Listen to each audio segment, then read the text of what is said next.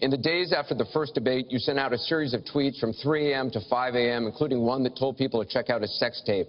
Is that the discipline of a good leader? No, it wasn't check out a sex tape. It was just take a look at the person that she built up to be this wonderful Girl Scout, who was no Girl Scout.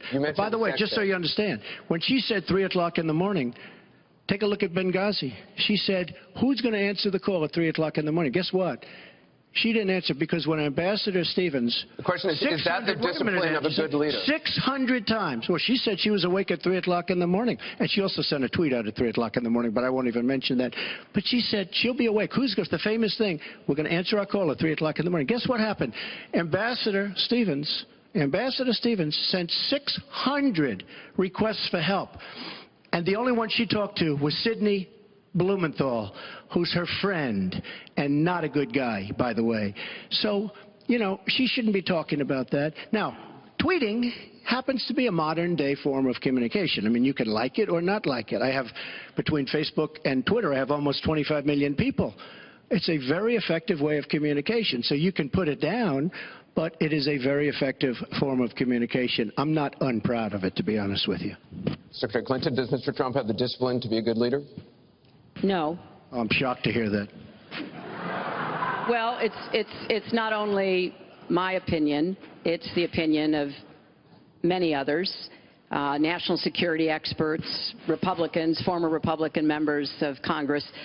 But it's in part because those of us who have had the great privilege of seeing this job up close and know how difficult it is, and it's not just because I watched my husband take a $300 billion deficit and turn it into a $200 billion surplus, and 23 million new jobs were created, and incomes went up for everybody.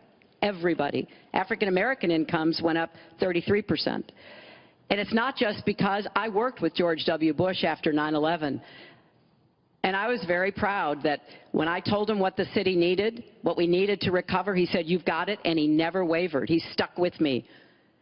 And I have worked, and I admire President Obama. He inherited the worst financial crisis since the Great Depression.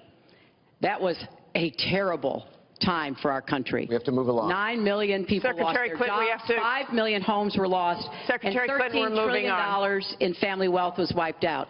We are back on the right track. He would send us back into recession with his tax plans. Secretary Clinton, we are moving to an audience question. We're almost out of time. We have another. Mr. Trump, we're moving to an audience question. It is our country has the Secretary slowest growth, Clinton, we and want to get jobs to are a the disaster. audience. Thank you very much, both of you.